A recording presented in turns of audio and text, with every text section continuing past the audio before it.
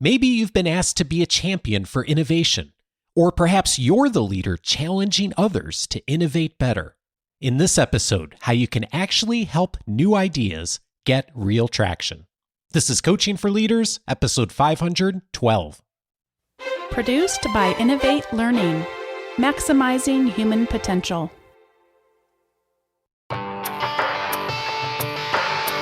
Greetings to you from Orange County, California. This is Coaching for Leaders, and I'm your host, Dave Stachowiak. Leaders aren't born, they're made. And this weekly show helps you discover leadership wisdom through insightful conversations. You have heard many times the conversation on this show about the importance of innovation and how even to begin and think about the innovation process. But what if you are inside an organization leading efforts at innovation and perhaps supporting those who are leading those efforts? Today, I'm so glad to welcome an expert who is going to help us to support innovation more effectively in our organizations and what to do to take the first step. I'm so pleased to welcome Tendayi Viki to the show today. He is an author, innovation consultant, and associate partner at Strategyzer, helping large organizations innovate for the future while managing their core business. He's worked as a consultant for organizations like American Express, Standard Bank, Unilever, Airbus, Pearson, and many more. Tendayi co-designed Pearson's product, Lifecycle, which is an innovation framework that won the Best Innovation Program at the Corporate Entrepreneur Awards in New York. He's been shortlisted for the Thinkers50 Innovation Award and was named on the Thinkers50 Radar List for emerging management thinkers to watch. He's written 3 books based on his research and consulting experience, including Pirates in the Navy, The Corporate Startup, and The Lean Product Lifecycle. The Corporate Startup was awarded the CMI Management Book of the Year in Innovation and Entrepreneurship. And he's also a regular contributing writer for Forbes. Tendayi, what a pleasure it is to meet you. Yeah, no, thank you for having me, Dave. Thank you. It's a real honor and pleasure to be here with you having this conversation. Well, I mentioned to you before we started recording that I've been following your work for a couple of years. And so it's really exciting to get to talk to you and to learn from you. And I mentioned in the introduction that you're a regular contributor to Forbes. And I actually wanted to ask you about one of the articles you've written for Forbes, and you have described it as one of your least popular articles. The title, you know which one I'm going to mention. The title is In Defense of Middle Managers Who Stifle Innovation. And I've heard you. I don't think people ever finish reading the whole title. I think they end it in defense of middle managers, and then they just click to the next thing. No one wants to read about middle managers stifling things, right? Exactly. And yet, ironically, perhaps, I read through so much of your work, and this article has such an important message of one of the obstacles that innovators tend to run into. And I'm wondering if you would share that message with us. Yeah, no, so it's really interesting, right? One of the bigger challenges that innovators tend to sort of stumble upon, and that this depends on where they sit in the organization most often, but they often want to work on innovation projects, and so they take it to whoever they report directly into, and that person is often a middle manager. And that middle manager just does not have bandwidth to support it. And so a lot of people that I've met have like loads of names for the middle management layer inside organizations. In one organization, they were called the Blue Goo. In the other organization, they were called Permafrost, which is the place where all good ideas go to die. And so that's a big challenge that innovators face dealing with middle management. But I've often find that there's a misunderstanding between the innovators themselves and what actually is happening to middle managers. Middle managers tend to be viewed as sort of ignorant MBAs who are just mostly concerned with succeeding in their own career and are not interested in innovation. And what most people don't realize is that behind the scenes, the person that the middle manager reports to, the CEO or the CFO or the head of the division in which they're working, is pressurizing the middle manager to deliver on quarterly revenue. And so, because the middle manager knows they're being driven by quarterly revenue and being rewarded and incentivized by that, then any conversations around innovation actually die. And so I find that sometimes CEOs are not being authentic when they're talking about innovation. They're encouraging their teams to innovate, but then incentivizing and rewarding their middle managers through revenue from current products, So the middle manager ends up looking like the bad guy or bad gal, but in reality, it's the top leadership that is sending a very different message behind the scenes, other than the excitement about innovation that they might be saying publicly. Exactly. So, excitement about innovation is not enough. It's also important that we build structures that support that innovation, and we incentivize our leaders, especially middle management leaders, to view innovation as a valuable part of what they're doing to the organization and what they'll be recognized and rewarded for. You also challenge innovators in your work to come to innovation with a certain sense of humility. And one of the things I've heard you say many times is that to watch out for some of these complexes that innovators take on. And in particular, you have the message, you're not Elon Musk to innovators inside large organizations. Tell me more about that. Yeah. The full message is, you're not Elon Musk and you don't work in a company full of idiots. So that's the full message. Because it's interesting, right? Because entrepreneurship has become really kind of popular. It's part of almost like our contemporary cultural zeitgeist, if you want to call it that. And what we tend to admire about entrepreneurs is their innovativeness, inventiveness, and ability to come up with crazy ideas. But we also admire their brash confidence, right? And we forget, especially when we're talking to intrapreneurs who are innovators working inside large organizations, that if they're going to follow, an entrepreneur's lead, they should only take the innovativeness, inventiveness, and creativity, but they cannot adopt the brash confidence, right? The thing that makes entrepreneurs actually successful is they have to take their innovativeness, inventiveness, their creativity, their passion for innovation, and combine that with the ability to build relationships with other people that they're working with inside the organization. This is something that an entrepreneur in a startup does not necessarily have to do, but if you're going to do innovation inside the large organization, your superpower, the thing that distinguishes you from the entrepreneur, is political acumen. The really great innovators, the serial innovators, are really great at building great relationships with other colleagues who are not necessarily working in innovation within their organization. I know one of the things you have a real passion for is helping innovators to get traction inside the organization. And one of the invitations you make is the value of discovering what else is going on in the organization, and in particular, what other innovators are up to inside a large organization. What is the value in spending the time to do that before just starting on the path of innovation? Yeah, so I've worked in a lot of companies, right? And I call the phenomenon little fires everywhere. One person starts an innovation lab, and then another one starts a training program. Then before you know it, somebody started a digital studio. And all these things are not interconnected with each other. And so it's really important that you don't become one of the people that's adding to that mess, right? And the reason why I say this is my concern, Dave, right, is that the innovators that I work with or coach day to day is that they're authentic in seeking to have a positive impact on the organizations that they work for, that they're authentic in seeking to create value, in seeking to create things that are useful. And so if you're just another one of those things, and you haven't taken time to see what already exists in the organization, what challenges are they facing, where are all the landmines that are sort of stifling innovation at the moment, if you don't take time to do that because you're so eager to have a thing of your own, then you're not as likely to make success as you could have if you just take time to do some discovery and find out exactly what's happening inside your organization. Because in doing that, you can create a unique place for yourself in the organization and start to deliver real value to the company. It relates back to what you said a moment ago about coming, yes, with the ideas and the creativity, but not coming with the arrogance necessarily, and recognizing that there's a team that and you're not the smartest person in the room, right? It's really a team effort, and that gets me thinking about one of the other things you wrote in Pirates in the Navy.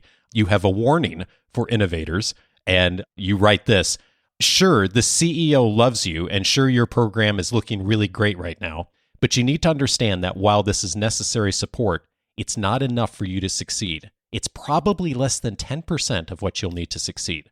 When innovators feel that they have the support of the CEO, they think they can do whatever they want and ignore other stakeholders in the business. This is a huge mistake. That strikes me as something that's just such a key message for someone who's trying to affect change in the organization. Yeah, I mean, think about it. Even if you were the smartest person in the room, There are not enough hours in the day for you to do every single task necessary for an innovation to succeed, right? Like you would have to kill yourself to do that. The truth about innovation is that innovation is a team sport. There's not a single innovation in the world that's ever been launched off the back of just a single individual. It's always been a collaborative effort. And it becomes even more difficult inside a large organization because no matter what you do, eventually someone in the organization who's not you is going to have to make a decision to give you resources, support your effort. So for example, if you are an innovation lab, and I've worked with several innovation labs. I remember when I was in South Africa once, really great innovation lab that had 14 ideas that they'd come up with there that were really cool, but they couldn't convince anyone in the organization to support taking these to scale. They couldn't get sales support. They couldn't get technology support to build the stuff. And they couldn't even get further resources to build a bigger team. That's because while you're working on these ideas, you're not doing the work of building the relationships you're going to need to then get the resources you actually need to scale. I've even met some brash innovators who will say, I don't need to build relationships. As soon as I find something that's going to work, the company will just spin it out.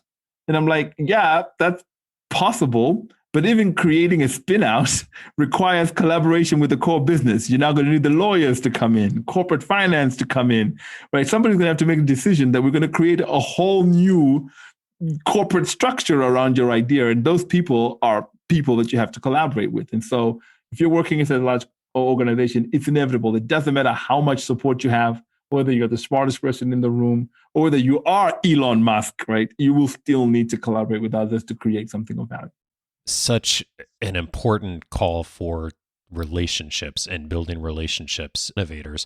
And the invitation you make to innovators is that in really getting traction is partnering with stakeholders. And specifically, you ask of people to look for those in the organization, those managers who are early adopters. And I'm wondering if you might walk us through who an early adopter is, and what would be some of the indicators that they're the kind of person that an innovator would be looking to partner with to get traction. Yeah, so this one is a lesson that I learned personally the hard way. When I was working at Pearson and we were trying to build the innovation process there, one of the early mistakes that I think we made was we spent a lot of time trying to socialize our framework and our toolbox to the entire organization. And what we're doing was we're walking around with PowerPoints, having meetings and doing presentations and speaking about the product lifecycle and showing people stuff. And, we thought the stuff that we're doing made sense. But the thing about trying to go big bang like that and talking to everybody is that you lose the ability to actually have impact. And also, you spend a lot of time arguing with your detractors. People who are not interested in working with you, they suck up a lot of your energy, they take up a lot of your time. And so what I learned from that was that actually the best way to start an innovation movement is to start small.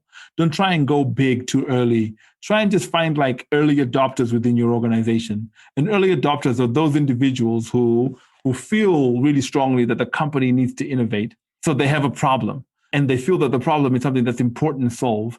And they've even sometimes tried to solve the problem themselves. They've tried to come up with hacks to try and do some sort of innovation. They've got budget and they've got a commitment. And I've found that in every single organization I've been in, there's at least a couple of leaders that are early adopters. That's why we also say begin with discovery, because discovery allows you to find your early adopters. And then you just focus on your early adopters. Ignore the detractors, right? Just say, okay, we'll get to you later. Ignore your detractors, focus on your early adopters, and help your early adopters succeed. Don't even force your early adopters to work on crazy innovations. Talk to your early adopters, find out the things that they're concerned about, things that are keeping them up at night, and then help them use the innovation process to solve those problems. Because if you help your early adopters succeed, those stories then start to create the momentum and gravity you need to bring everybody else to the movement.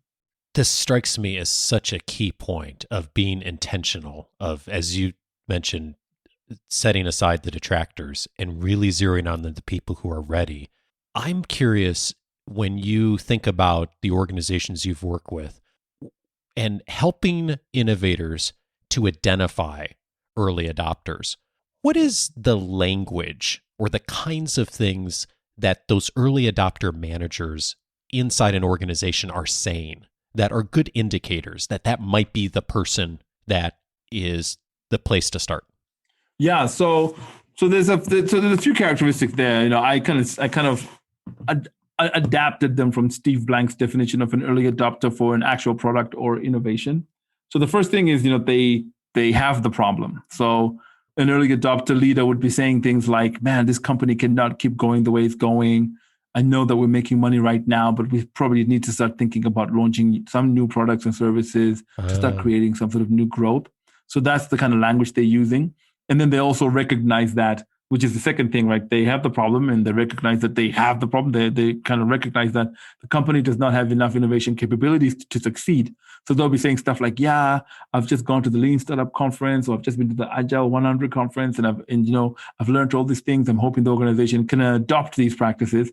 They may have even tried themselves to implement some of the things. Maybe they brought in a trainer from Strategyzer, or they launched a hackathon, or maybe they did an idea jam or something, right, to try and get innovation off the ground, and they've been struggling with it. And so in identifying and finding who those people are, you can then start to help them succeed first, because that's an open door right there. They're waiting. They're willing to give you a chance, even if you don't have a fully formed process yet. They're willing to give you a chance to, co-create that process with them. And that's who you're really looking for in the early stages, because it really allows you to get that early win. And early wins are really important to maintain the momentum of an innovation movement. Yeah, and I want to ask you about early wins here in a moment. But first, two things there you said I think are so critical on the early adopters is, first of all, that you're listening for someone who's done some movement already. They've had some ideas, maybe they've tried something. But I'm also hearing you say you're listening for someone who's like maybe a little frustrated, maybe a little stressed, maybe not entirely on board with everything that the company's doing, ironically. And that tension actually is an opportunity and an indicator that that's someone who's willing to maybe take a chance, do something a little differently, has got a pain point that you might be able to help with. Exactly. I mean, they're not an early adopter if they haven't been trying to do something themselves, right? The one way we know that people are really concerned about a problem is if they're trying to solve it themselves in some sort of way. And then but they're not like coming up with the right solution. So they're looking for help and they're looking for support. And that looking for help and looking for support and their willingness to let you try stuff is really what gives you the chance to innovate. And the reason why I say this is that it's really important, because we often ask for chances to innovate from people that don't want to give us the chance, right? And we really pay attention to those detractors. And I think it's always better to find the people that are willing to give us a chance and allow us to fail and fail with us, and learn with us, and rebuild with us. And that's what the early adopter leader can really do for you. You use the term in your work as well, relatable heroes.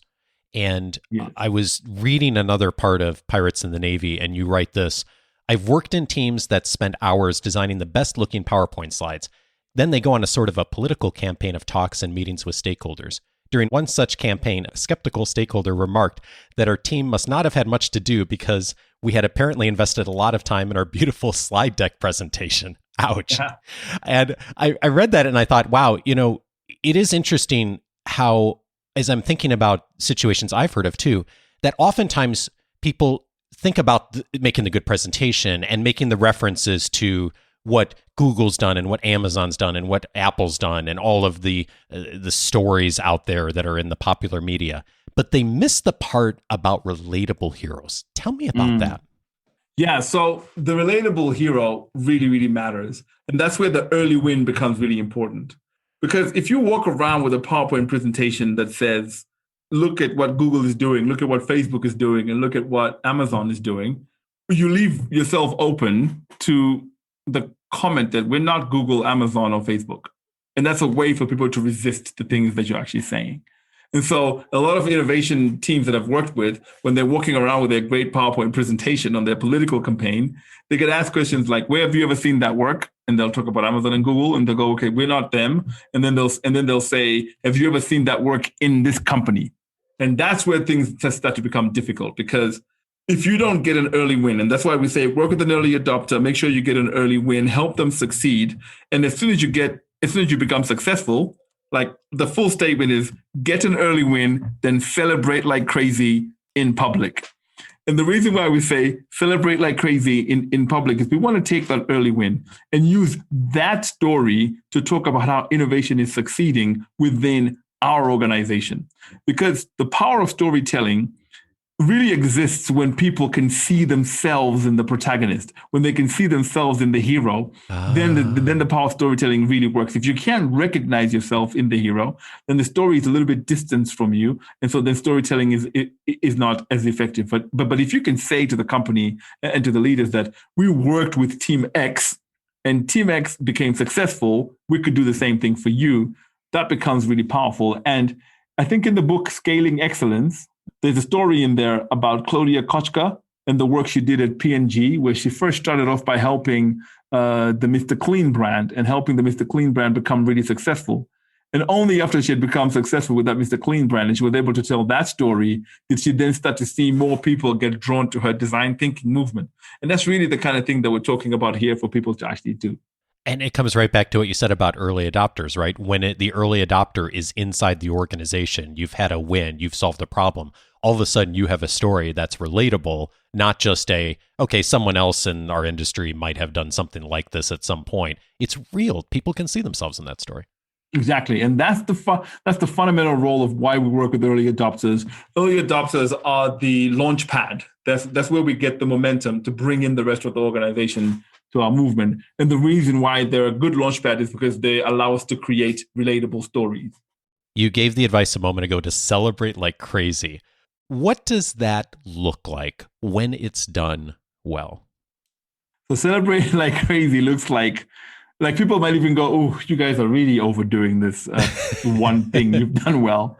It looks like video interviews with the early adopter, telling stories about how you helped them, you writing blog posts on the company website, you hosting a webinar or a fireside chat, inviting the organization to watch you interview that early adopter. I've even seen people take their early adopters to an external conference, right? And get interviewed by someone like me or Eric Ries or someone like that, right? To talk about the work that they did and then bring that external validation back to the organization as a way to show that you're doing really well. And so smart. All of these things are really great ways to create momentum and create and sort of create an energy around the work that you're doing. But like I always say, celebrate like crazy, but don't get carried away. There's still more work to do, right? Yeah. Well, it's funny you mentioned that because I pulled a quote, another one from Pirates in the Navy, and you write, "Don't forget who you are. You're still a pirate in the Navy. The reason you're telling the story of your early wins is to gain credibility in your company so you can go on to the next stage. You're not doing it to become famous. Remember to always keep your eye on the prize." Several lessons there, of course. One of them, though, is the term and the title of your book, Pirates in the Navy. Yes. Tell me about just what that mindset's like, because that's a challenging role to have within an organization. Yeah, I mean, the role of the innovator is a contradiction. Like you're basically, the day you accept that job, you've just become a paradox. Like you've become a person whose job is to tell a machine that's designed to execute an existing business model to say, hey, you also need to spend part of your time exploring new opportunities. So you're stuck in this paradox of you're being asked to do things that are groundbreaking, but at the same time, it's really hard to do it within an organization that's kind of, institutionalized with bureaucracy in it. And so what we often say is, don't try and act like a pirate or a buccaneer of some kind. Instead, you need to think of yourself as a different kind of pirate, a pirate that we call a privateer. And a privateer is a pirate that's been given a commission by a specific group of leaders to go out into the world and explore opportunities and do their piracy work. And those leaders care about their success and are willing to celebrate that success when it happens. And so it is in building that kind of bridge that you become successful as a pirate in the Navy. And your early win is not a victory. It's almost like you've just won the first battle, right? And so what we don't want is to declare victory too soon. We want to actually then use that momentum from that early win to then start to build those relationships that allow us to get permission to do more things. Because the moment we get permission to do more things, now we're a movement, right? Yeah. So act more like a privateer and a little less like a pirate. The people who you see inside organizations that really do a wonderful job of taking that early win in transitioning it to the next step and to go to the next stage. What's different about them than the people who bask in the glow of the win too long? Yeah, yeah. The people who are really successful at leveraging their early wins into a movement are people who recognize what the job is, right? So one of the questions that I often get asked, for example, Dave, is what's the difference between creating innovations and creating innovators, right? And I often say that the difference is that in one, you're focused on just getting your products out to market. So you'll do whatever it takes, pull political favors here, get somebody to help you out and navigate that through the organization so that you can get the thing you want that makes you look like a hero. Whereas the person who's interested in creating innovators will say that every time an innovation team I'm working with runs into a problem within the organization, I'm not only going to solve that problem for that innovation team, but I'm going to solve the problem in such a way that future innovation teams don't run into that same problem again. Right. And that's the distinction between people who celebrate their wins too long and people who really know what the task at hand is. The task at hand is we're trying to make innovation a repeatable process within our organization. And so we need to shift our focus every now and again to make sure we're building roads and pathways that other people can use even after we're no longer within the organization. Tendayi, this is so helpful. I know so many folks who are thinking about innovation inside their organizations, but those who support innovators are really going to benefit a lot from this. As I mentioned in the introduction, you've written a number of books. The one we've been zeroing in on are lessons from pirates in the Navy. So I'm going to be linking to that in the episode notes and in this week's weekly leadership guide for those of you who'd like to dive in. If you are an innovator or supporting innovators in your organization, it's a must read, something that'll be a great blueprint for you going forward. Tendayi, before I let you go, I do want to ask you, so much of leadership is about learning and growth, and also sometimes changing our minds. And you have been going around the world. You give keynote presentations, teaching organizations about innovation. You consult organizations. You've done tremendous research on this. As you've been doing this over the last year or two, what have you changed your mind on? Yeah, so at the beginning of my career, a few years ago, I used to believe that just training innovation teams was enough. So if you trained an innovation team on business model design, running experiments, that was enough. And I did that with so much energy. It was like the focus of my work. And after a while, I realized that all the people that I'm training on all these processes can't ever do them once they get back to work. And that was the moment when my mind changed. And so now I am actually less interested. I still think it's important work, but I'm less interested in whether or not the teams are getting trained and skilled up in terms of how to do innovation. That's not our problem.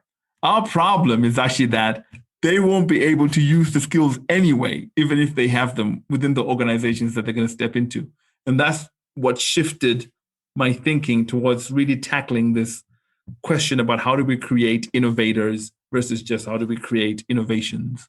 What has that led you to do differently now than you were doing when you started the consulting work? So now I focus a lot of my work, especially in the early stages of an innovation movement, in conversations with leaders and trying to help find those early adopter leaders that can support the teams, right, in doing their work. Whereas before, I was really happy, I would be brought in to do a workshop. I'd be like, thank you, it's just fantastic. Who are the teams? And then I'd just go off and work with the teams. And what was interesting, right, what was paradoxical was even the leaders that brought me in to train their teams would then turn around and stifle those same teams, right, around innovation. And so I learned that I always have to have a dual conversation, one with the leaders and the other one with the teams that I'm working with. Tendayi Viki is an associate partner at Strategyzer and the author of Pirates in the Navy, as well as several other books. Tendayi, thank you so much for your wisdom and your work. Thank you for having me, Dave. It's been a pleasure.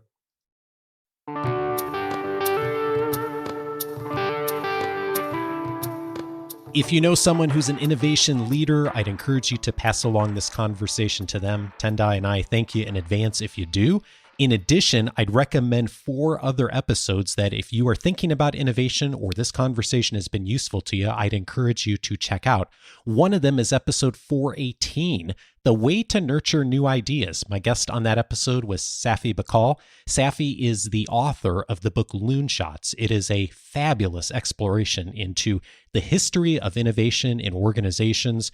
I learned so much in the book that I had no idea about organizations and government and business and how they've handled innovation well and also not over the years, and some of the key principles for leaders to know about how to innovate well. It's a wonderful complement to this. Again, that's episode 418. I'd also recommend episode 430, How to Start Seeing Around Corners. My guest on that episode was Columbia business professor Rita McGrath. Rita is a leader in this space, just has a wonderful message for us, backed by solid research, on how to start thinking about and even predicting the future. And it turns out that if you're willing to discipline yourself as a leader to start paying attention to some of the key data points that are out there and available, you can begin to start seeing around corners, as she calls it. And even something like COVID, a lot of us have said in the last year or so, wow, this is unprecedented and unexpected. And yes, it was unexpected in the month and in the moment it happened. But of course, scientists, government officials have been predicting something like COVID for many, many years. And you can begin to start to see the data points and the trends for what's going to happen in your organization and industry. So often, the information is there if we are willing to look at it. And Rita's episode 430 is a wonderful primer on how to begin that process as a leader. Also, I'd recommend two of Tendayi's colleagues at Strategyzer. One of them, episode 470, How to Build an Invincible Company with Alex Osterwalder. We talked about some of the myths around innovation and what leaders do that doesn't work around innovation, and how, of course, to build a company that really withstands the test of time. He's also the creator of Business Model Generation, a wonderful resource that I know has been used by many of you in our audience. And then finally, I recommend episode 476, How to Pivot Quickly. My guest on that episode was Steve Blank. He is the father, really, of the lean startup movement. We talked about how organizations can use some of the lean startup principles in order to pivot and make change. And of course, so much about innovation there as well. All of those episodes you can find on the coachingforleaders.com website. And there is a category for innovation, of course, and many other conversations there as well. If you have not yet set up your free membership, you're missing out on all the resources in there, including my interview notes. I've recorded all the things I asked Tendayi, also some of the questions I didn't get to in our conversation today, plus quotes from his book, Pirates in the Navy. All of those you can find inside the episode notes in the free membership, along with interview notes from many past episodes, plus access to my weekly leadership guide, my own personal library, many free audio courses inside the free membership, and lots more. Just go over to coachingforleaders.com, set up your free membership. You'll be off and running in just a few moments and have full access to the entire library that I've aired since 2011, searchable by topic. Next week, I'm glad to welcome Lisa Feldman-Barrett to the show. She is one of the top neuroscientists in the world. She's going to be helping us discover more about our brains, the biology behind them, and how we can learn better, plus how we can support learning on our teams. Join me for that. Have a wonderful week and see you next Monday.